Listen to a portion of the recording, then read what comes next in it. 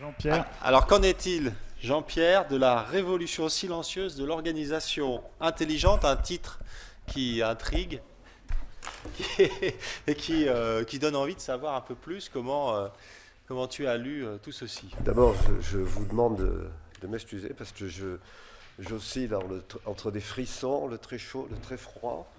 Je suis venu, alors cette participation a été faite comment dirais-je, de surprise en surprise. J'avais lu la première fois Manager un système de soins dans le mur. Et, et c'est pour cette raison, j'avais dit, je vais reprendre ceci. Au passage, je tenais à dire que j'ai fait cours dans cet amphithéâtre la première fois, c'était en 1973. Alors les Américains disent qu'il faut toujours commencer par une boutade. Je vais le commencer. En 1973, malgré mon grand âge, j'étais quand même assez jeune. Et à cette époque-là, les étudiants nous invitaient aux soirées au Boom. Et monsieur, vous venez à la soirée au Boom. Et j'ai connu, 20 ans après, on me disait, monsieur, on fait une Boom, mais avant il y a un repas. Vous venez au repas? Et j'ai fini ma carrière, on me disait, bon monsieur, jeudi soir on fait une boum, alors vendredi matin, mollo sur le cours, forcez pas trop. Bon, je suis très ennuyé de parler après Patrick, parce que il y avait plein de choses où je disais comme lui. Alors moi je vais dire une nostalgie beaucoup plus forte. On a participé à l'IFRO, ça nous a lancé au premier schéma régional d'organisation sanitaire qui était organisé par la DRAS. Et donc il y a ici des vieilles copines, enfin vieilles, pas vieilles par l'âge, hein, c'était des jeunes. On a participé, c'était un immense bordel, et pourtant c'était bien. C'était bien parce qu'on n'était pas rentré dans cette... Il paraît que c'est enregistré, Christophe? Oui, tout est filmé, enregistré, mais vous aurez un droit de regard, on ne diffusera rien. Un droit de coupure, un droit de des coupure. montages. Et c'était bien parce qu'il y avait cette idée, de dire il faut que l'assurance maladie, que l'État fixe ses organisations, que les établissements jettent sur la table leurs projets qui seraient validés ou invalidés par la DRAS, et la sécurité sociale était au paiement. C'était vraiment, je crois que de toutes les lois que j'ai vues, pas seulement dans la santé, c'était la loi la plus intelligente que j'ai jamais vue, avec ce que disait Christophe, le projet. Hein, c'est-à-dire, la vie, c'est quand même du projet. Alors, je vais passer sur un certain nombre de choses qu'a dit Patrick, que je partage. Hein. Mais alors, je vais le prendre à un autre niveau. Tu as critiqué, tu as apporté un regard sur l'organisation territoriale. Hier, j'étais interrogé par des jeunes inspecteurs des finances, c'est rigolo. C'était mes petits-enfants, quoi. Ils avaient 26, 27 ans, sortis de l'ENA un peu sur tout, sur plusieurs sujets. Et en me disant, mais pourquoi ça ne marche pas, quand même, ce qu'on fait, parce que c'est pensé. Et alors, je pensais à cette intervention d'aujourd'hui, c'est pour ça que je vais laisser tomber tout ce qu'a dit Patrick pour rester sur l'État. Et je leur disais, de mémoire, hein, quand on regarde les différentes lois qui ont été faites pour réformer ce système de soins, depuis 1980, oui, avant 91, 83, 84, 91, dans les ordonnances, on peut les résumer, et si vous lisez ce qui se disait au Sénat et à l'Assemblée nationale, je vous invite, quand il y a une loi, d'aller regarder l'exposé des motifs. Alors, c'était une chose qui va nous rajeunir avec Christophe, c'était réduire l'entropie, je reviendrai sur l'entropie, pour augmenter l'efficacité et l'efficience du système, ce dont a parlé Patrick, augmenter la fluidité en poussant les acteurs à faire système. Voilà. Alors l'entropie, c'est quoi l'entropie? C'est quelque chose que vous connaissez tous. Si vous avez un vieux vélo pendant les vacances et que vous faites du vélo, si vous pédalez avec le vieux vélo, comme il est mal huilé, que les pignons fonctionnent mal, une partie de l'énergie que vous mettez dans le vélo ne va pas dans le vélo, enfin ne va pas, si vous voulez, dans la vitesse, il va plutôt dans le vélo et dans l'hôpital et dans l'université encore plus. L'entropie est au rendez-vous. Et Voilà. croissante. C'est comme tout à l'heure, des démarrages en retard, parce qu'on a mal géré le temps le matin, c'est les soignants, ces réunions qui n'en finissent pas, où l'ordre du jour n'est pas très bien fait, où il n'y a pas de compte rendu, c'est plein de choses, voilà. Et le principal défaut, c'est pas qu'il n'y ait pas un problème d'entropie, mais c'est de se tromper, et pour ça il me gêne, parce que je vais revenir moi aussi sur les organisations tout à l'heure. Ce qui me gêne, c'est que l'entropie, c'est une conséquence. C'est une conséquence. Si vous reprenez l'idée du Tonkin là derrière, elle n'a jamais parlé de coût. Elle n'a jamais dit on veut réduire les coûts, parce qu'effectivement, le coût, c'est la cerise sur le gâteau. C'est-à-dire faisant une hyper-qualité, et vous n'aurez pas besoin de gérer les coûts. On a fait soutenir une thèse à l'IFROS il y a 2 ou 3 ans là-dessus, où on montrait très bien que lorsque vous mettez les acteurs sous tension autour de la qualité, eh bien vos contrôleurs de gestion, ils servent pas à grand-chose. Alors pourquoi les acteurs ne jouent pas là-dedans? Christophe, dans sa thèse, avait un exemple, une image. Si vous mettez des petits cochons dans de l'eau propre, ils sont propres. Et si vous mettez des petits cochons dans de l'eau sale, ben, ils sont sales. Et les petits cochons, ils n'arrêtent pas de se laver, mais avec de l'eau sale. Et à l'hôpital, les gens n'arrêtent pas de se laver, mais d'essayer de lutter contre l'entropie. Mais comme il y a un bordel ambiant, ben, écoutez, ils participent. Et alors, la réponse de l'État, ce que je disais hier aux inspecteurs des finances, dans un système d'entropie, si vous augmentez la ressource, vous augmentez l'entropie. Donc si vous avez du bazar à l'hôpital, si vous mettez des financements en plus, eh ben, tout le monde va s'en donner à chercher.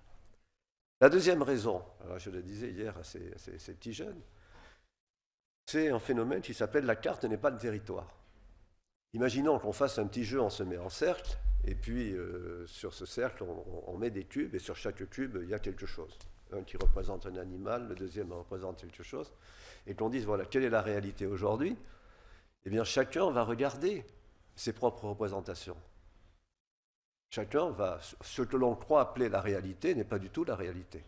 C'est le produit de notre imagination, de notre culture, de notre histoire, de notre ceci, de notre cela. Il est certain que la vision du Tonkin, ce n'est pas la vision d'un directeur d'hôpital, et c'est encore moins la vision d'un directeur d'ARS qui a trop de pouvoir, parce que moi je peux le dire. Je trouve que c'est... en ce moment, on vit des situations, moi je le vis de très loin, hein, tous les copains viennent me raconter ce qui se passe, on vit des situations qui ne sont pas dans ce que je vais dire tout à l'heure.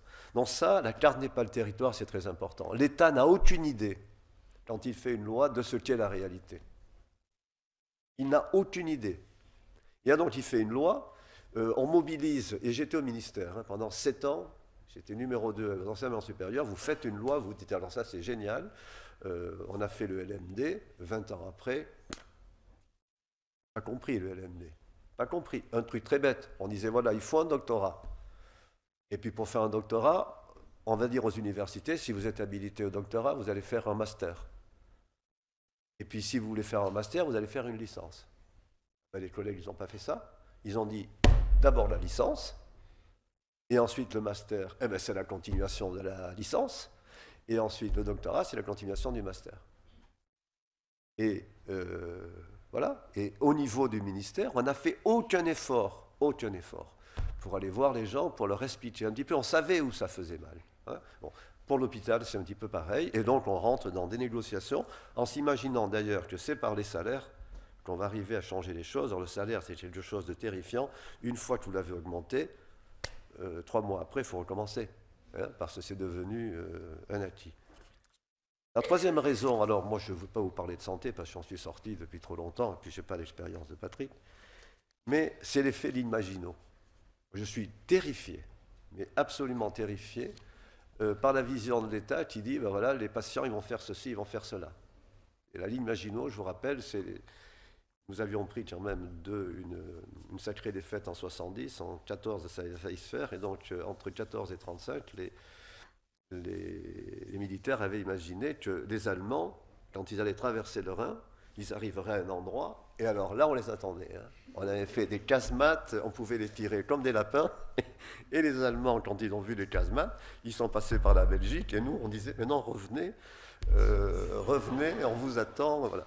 Et il y a de la ligne Maginot. Il y a de la ligne Maginot. J'étais l'autre jour avec l'ancienne directrice qui s'est fait virer là, de la santé. On était ensemble avec la Fédération hospitalière de France. J'étais mais consterné. Ils sont arrivés à lui dire, on n'a plus besoin d'ARS. Maintenant, on a les GHT, donc on a tous les sous. Donnez-nous cet argent que vous ne savez pas utiliser, et nous, les directeurs, on va l'utiliser. Les lignes Maginot, le patient, il passe. Hein, il passe dans les interstices.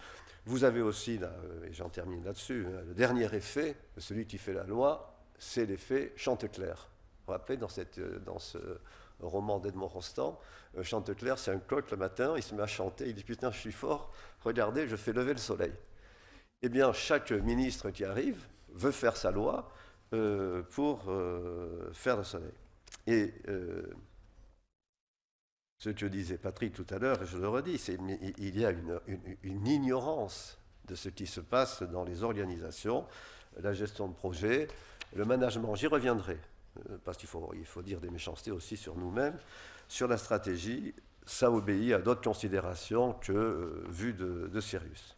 Alors, c'est là où je vais être plus sérieux maintenant, parce que je vais approfondir ce qu'a dit Patrick. Je crois qu'il y a un effet école de commerce. Il y a une confusion, entre structure et organisation. Il y a une confusion, il y a une réduction inconsciente des organisations à leur structure. Et puis, la raison de tout ça, c'est le primat du sens commun. Et dans le fond, en préparant ceci, je me disais, mais quelle est la question la plus importante que nous nous posons quand nous avons décidé quelque chose? Demain, je ne picole plus. Eh bien, c'est l'exécution. Le plus difficile dans la vie, ce n'est pas de décider, on est capable. Ce n'est pas de dire comment on va faire. Je picole plus, mais je picole plus. C'est comment ça va se faire réellement. Et je regardais un petit peu, poser un problème. Alors, parce qu'il y a beaucoup d'études scientifiques en dehors du management, hein, mais dans l'économie l'économie de confrontation, il y a pas mal de choses. Poser un problème, c'est 20% du projet. Dire comment on va le faire, alors ça, poser le problème, dans la santé, c'est posé chaque fois. On explique pourquoi on va faire la loi qui va tout changer, hein, 20%. Dire comment on va faire, 20%. On va faire des GHT, vous allez voir, c'est très très bien, on va tout recentraliser, on va faire de plus en plus gros, et on va faire des choses qui seront absolument bétonnées. Et puis il y a quelque chose dont on ne parle jamais, c'est les 60% qui restent, c'est-à-dire l'exécution. Et c'est pour ça que j'avais trouvé le sujet posé là par ces jeunes gens très intéressant. Et là, on est dans ce qu'on appelle le nœud gordien. Comment s'occuper de ces 60%? Et j'en viens au sujet là sur les nouvelles organisations. Parce que si l'exécution n'est pas l'objet du management, alors je ne sais plus ce qu'est le management. Et alors, ce qui est très intéressant, j'ai parlé d'entropie tout à l'heure, eh bien, c'est dans l'organisation, dans ce qui se fait tous les jours, que se cache l'entropie. L'organisation, c'est la façon dont les individus, on leur dit, voilà, vous allez faire un certain nombre de choses, mais comment ils font concrètement? C'est ça, l'organisation. Eh bien, l'entropie, elle est là-dedans. Alors, pourquoi elle est là-dedans? Parce qu'on se trompe toujours sur le visible et sur l'invisible. Il y a ceux qui vous disent, mais attendez, alors moi, la théorie, ça suffit, moi je suis concret. Hein. Ça, je comprends ce que c'est, la théorie, je ne comprends pas ce que c'est. J'essaye de leur dire, il n'y a rien de plus pratique qu'une bonne théorie. Ça, c'est des électrons et de la vitesse. Alors bien entendu, ça ne se voit pas. Eh bien, dans les organisations, c'est la même chose. L'organisation formelle, c'est-à-dire ce que l'on voit, l'organigramme. Alors là, dans la santé, c'est les rois. Il y a un truc remarquable aux hospices civils de Lyon, 5 ou 6 000 médecins, 30 000 salariés, vous avez un organigramme des 80 directeurs, 80. Pas un médecin, pas une infirmière. Ça, c'est l'organigramme, ça, c'est le visible, hein, c'est le design général, c'est les principes. Et nous avons des principes et nous avons des valeurs. C'est les normes et c'est les règles énoncées. Ça, c'est l'organisation formelle. Et puis après, il y a quelque chose qui est invisible, c'est l'organisation informelle, c'est-à-dire comment se font les racontards dans l'hôpital, comment on boit le café, comment on s'entraide, comment on s'ajuste, quelles sont les relations sociales, comment ça interagit entre les uns. Et si on fait un peu de cognition, hein, si on veut un peu monter le niveau, l'organisation formelle, elle relève de ce qu'on appelle la connaissance ordinaire. Ça, c'est un stylo, ça, c'est je ne sais pas quoi, ça, c'est un verre, c'est la connaissance ordinaire. Et donc, la structure, ce dont on parle, c'est le visible. Et vous avez une connaissance élaborée, et tout à l'heure, je pense que la force de l'IFROS, elle est là, c'est ce qui n'est pas immédiatement perceptible, c'est ce qui exige un effort pour l'observer, c'est l'organisation informelle, c'est l'invisible. Et là, une des richesses de l'IFROS, s'il y avait un travail à faire, ça serait de regarder les 40 ou 50 000 travaux individuels faits par les étudiants qui donnent la plus belle base de données qui existe sur ce qui se passe à l'hôpital. Les étudiants font, j'en sais rien, ils en faisaient à l'époque sur 2 ans 10 devoirs, thématique par thématique. On pourrait faire une étude pour savoir les points de vue des hôpitaux. C'est ça, cette organisation informelle. La structure, c'est le droit. C'est ce qui devrait être. Et par opposition à la structure, l'organisation, c'est la vie et c'est de la sociologie. Et ce qu'il faut comprendre, c'est que le concret sur lequel on veut agir, ce concret, ce n'est pas constitué de règles visibles, mais c'est des arrangements entre amis, hein, par lesquels les gens font des choses. Et donc, si je voulais être plus caricatural, je dirais l'anecdote, c'est la structure. Et l'important, ben, c'est ce qui se passe, c'est le fait. Et sur quoi on travaille quand on réforme? Uniquement sur les structures. C'est pour ça que je disais l'effet école de commerce. On réforme les structures. Et alors on dit, oh alors ça, bien sûr ça ne marche pas parce qu'il y a un mauvais esprit dans cette organisation. Et je dis chaque fois, les clans, les groupes, les cliques ne sont pas la face cachée de l'organisation, ils sont l'organisation. Ils sont l'organisation. Et quand on cherche à changer les structures sans s'occuper de la vraie vie, ben, il y a l'effet boomerang et les gens vous disent « Quand c'est patron, on attend la nouvelle réforme ». Parce qu'effectivement, si vous me dites comment ça va se passer, alors ça sera. Et vous avez là tout le jeu de ce qu'on appelle les partenaires sociaux. Ce sont des jeux à l'infini. On ne travaille que sur la règle.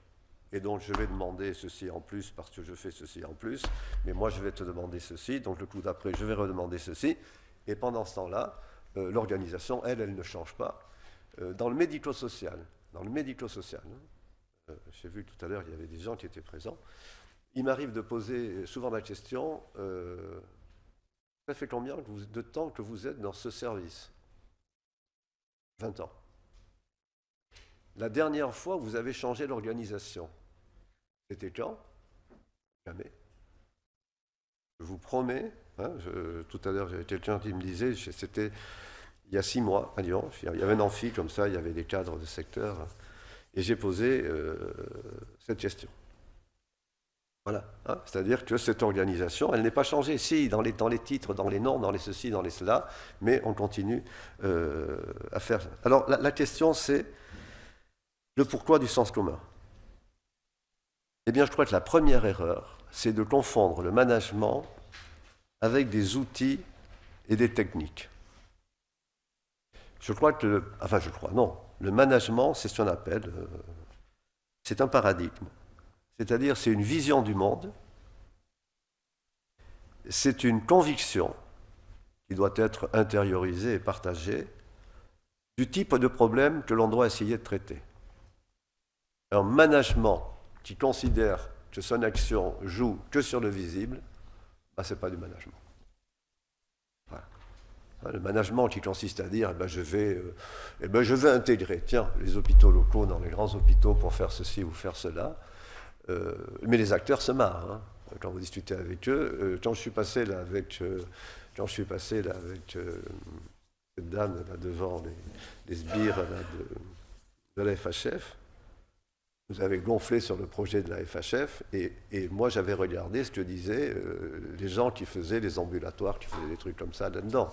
Et j'avais donc les réponses au questionnaire. Ils disaient c'est impossible, on ne peut pas gérer et on ne peut pas faire. Et alors, le vrai problème, c'est qu'on est prisonnier des paradigmes, tout le monde, hein, et en tant que manager, on est captif, on est pris un peu par le paradigme qui place la recherche de l'efficience avant tout autre objectif. Alors que l'efficience, c'est la conséquence d'un travail sur l'organisation invisible faite de complexité. Et alors, on répète des choses, Patrick l'a dit tout à l'heure, on a des modes. On a eu le réseau qui devait changer les choses, le projet qui devait le changer. On traite, on attend le nouveau mot. On a des concepts évanescents, comme le New Public Management. Alors là, je vais me permettre, j'ai encore 5 minutes, je vais me permettre un petit moment là, de plaisir. On nous a gonflé avec le New Public Management.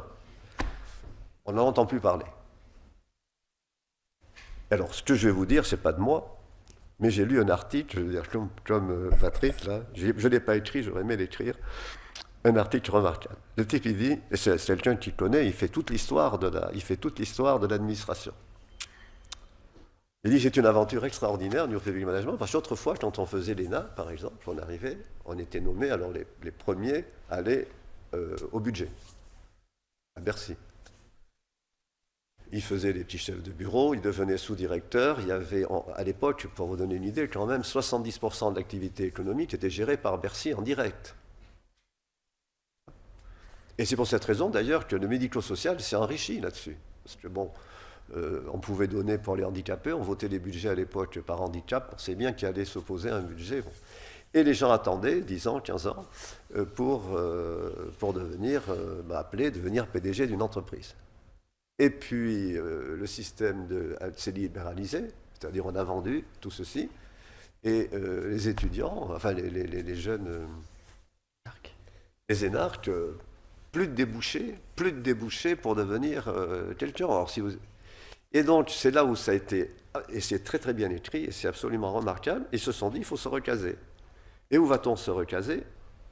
Dans les grands cabinets de conseil. Et on les prenait dans les grands cabinets de conseil, non pas pour faire de la réforme, mais tout simplement pour leur carnet d'adresses. Et donc, on a vendu aux hôpitaux, on a vendu ce qu'il y avait dans les cabinets de conseil, c'est-à-dire ce New Public Management qui était totalement inadapté à une structure administrative et qui fait qu'effectivement, ça n'a pas marché. Et puis, vous avez les décisions paresseuses. Les décisions paresseuses, c'est quoi? C'est des choses qu'on répète, c'est ce que disait Montesquieu. Il y a des choses que tout le monde répète parce qu'un jour, quelqu'un les a dites. Et donc, on se dit, puisque ça a été dit, c'est donc vrai. C'est comme à Lyon, c'est ça, c'est dans le progrès, donc c'est vrai. Et j'ai trouvé alors quelque chose d'extraordinaire. J'ai trouvé un papier de Schopenhauer, je ne cherchais pas, c'est 1828, qui critique l'opinion commune. Et il dit ce que l'on appelle l'opinion commune, c'est à bien y regarder l'opinion de 2 ou 3 personnes. Et nous pourrions nous en convaincre si seulement nous observions comment naît une telle opinion. Nous verrions alors que ce sont 2 ou 3 personnes qui l'ont admise, ou avancée, ou affirmée. Et qu'on a eu la bienveillance de croire qu'elles avaient examiné ces questions à fond. Préjugeant de la compétence suffisante de celle-ci, quelques autres se sont mises également à adopter cette opinion. À leur tour, un grand nombre de personnes se sont fiées à ces derniers, leur paresse, ça je parlais de paresse, les incitant à croire d'emblée les choses plutôt que de se donner du mal à les examiner. Et je crois que c'est la force de Difros de chercher à examiner les choses, non pas en disant vous allez faire de la stratégie, parce qu'on a regardé aux États-Unis comment, je ne sais plus quelle grande société, ou en Suisse, Nestlé faisait de la stratégie, mais vous allez le faire en regardant un petit peu comment ça se passe. Et là, j'en viens à ce que disait Patrick. Quand on regarde les grandes organisations, au sens où je les ai définies, si vous regardez Philippe II d'Espagne, quand il est allé se battre contre les Hollandais, il avait absolument une marine la plus puissante du monde, il s'est fait retoquer. On pourrait multiplier à l'infini. Le Vietnam. Les Américains sont arrivés au Vietnam avec une technologie, tu peux poser la question de la technologie, Christophe, avec une technologie effrayable, ils ont perdu. Et donc, ce que disait Patrick tout à l'heure, je le dis d'une autre façon, ça montre que ce ne sont ni les armements, ni les structures qui décident de la supériorité, mais tout simplement de la façon dont sont conduits les hommes. Et toutes les organisations qui ont gagné, toutes les organisations, ce sont les organisations qui ont repensé leur management, non plus dans la tradition, mais en se posant la question de comment faire. L'exemple le plus classique, Eric pourrait en parler ici, c'est Toyota. Pendant 30 ans, les Américains ont dit « Ah ben alors Toyota, oui, ben c'est bien, mais c'est au Japon. » Parce qu'il y a le japonais, c'est quelque chose d'extraordinaire. Aux États-Unis, on ne peut pas le faire. C'est lié à la culture, c'est lié à plein de choses, c'est lié...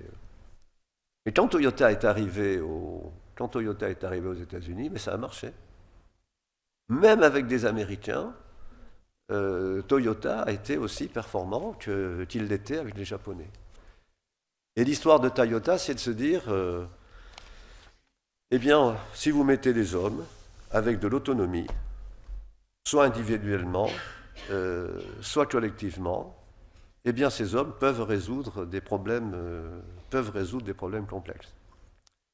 Et ce que montrait un petit peu là tout à l'heure notre ancienne étudiante du Tonkin, c'est effectivement au-delà de ce qui a été dit dans la salle, c'est-à-dire que j'avais fait préparer une autre intervention là-dessus, c'est de dire, quand on vise un optimum d'un système de santé, il ne faut pas viser à des optimums particuliers, parce qu'ils ne s'additionnent pas. Si vous allez très très vite et que vous envoyez sur ceux qui viennent derrière vous ce que vous n'avez pas traité, c'est une catastrophe pour ceux qui viennent derrière vous. Mais je voulais dire quelque chose qui s'est passé au CERN à Genève et qu'on peut interpréter de deux façons. C'est pour ça que je donne l'exemple. Je travaillais au CERN à Genève au moment où on a créé l'IFROS, et il y avait un monsieur qui s'appelait Timothée Berners-Lee. Timothée Berners-Lee, c'était un chercheur en informatique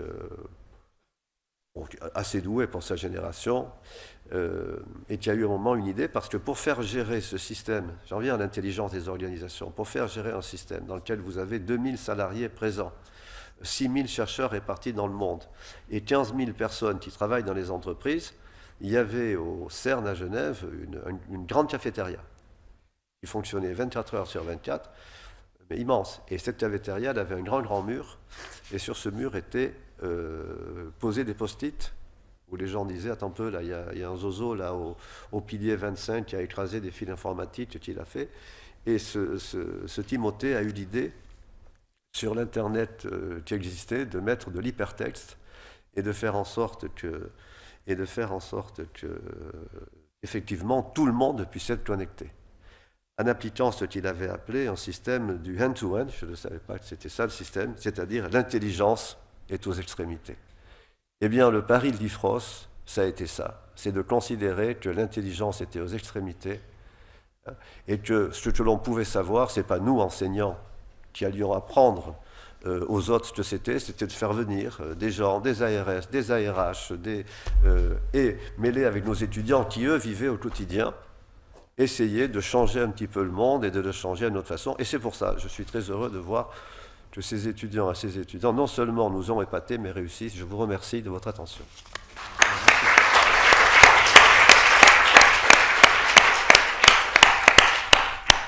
Bien, merci Jean-Pierre pour cet exposé magistral. Magistral, grippé surtout.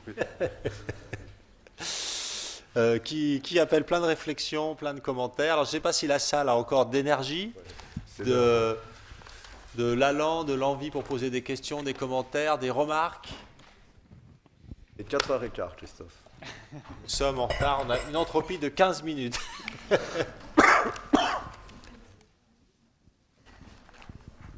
Pas de réaction. Non. Non, ils n'osent plus. Fini. Plus rien à dire. Tout a été dit. Il faut passer à la mise en œuvre, en fait, maintenant. Bon, allez. Non, mais ça montre bien la question, me semble-t-il, voilà, effectivement, de l'intelligence, du rapport à l'autorité aussi dans les structures. Manager sans mur, c'est aussi faire bouger les responsabilités. Vous l'avez dit l'un et l'autre, les repenser. Ça nécessite du courage politique, du courage tout court.